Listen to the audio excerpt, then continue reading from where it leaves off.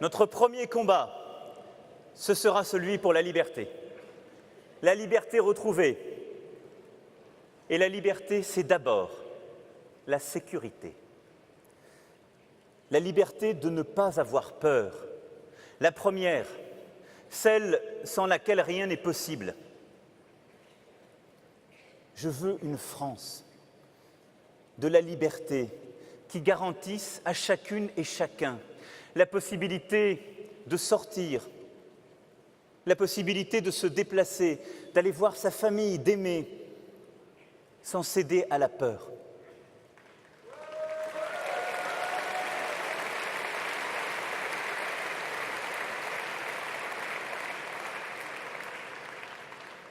À ce titre, le premier de nos combats, ce sera celui contre le terrorisme.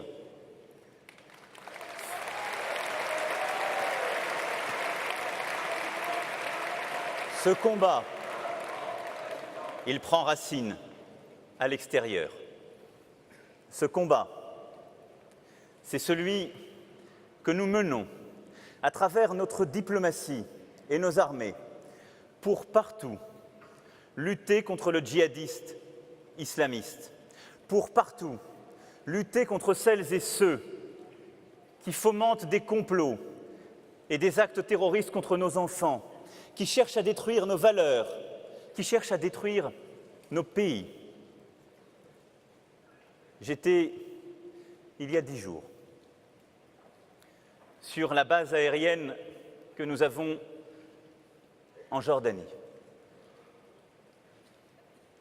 Je n'oublierai pas notre colonel et ses 400 hommes qui passent leurs jours, leurs nuits, sans répit, avec un dévouement inouï, avec une motivation chevillée au corps.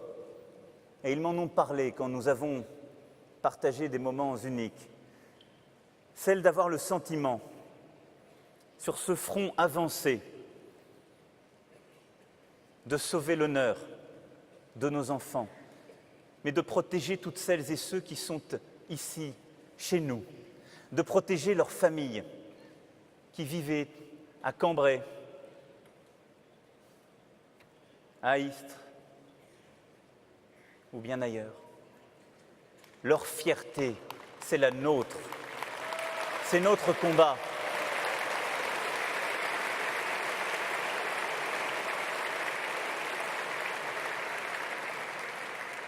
C'est pour cela que non seulement nous leur devons le respect, nous leur devons la reconnaissance, mais que cet engagement, nous devons le tenir avec force.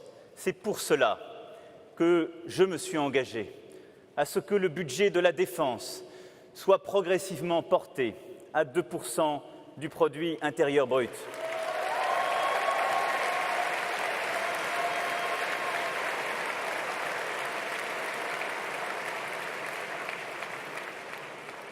C'est aussi pour cela que je veux une défense plus européenne, des partenariats entre la France et l'Allemagne.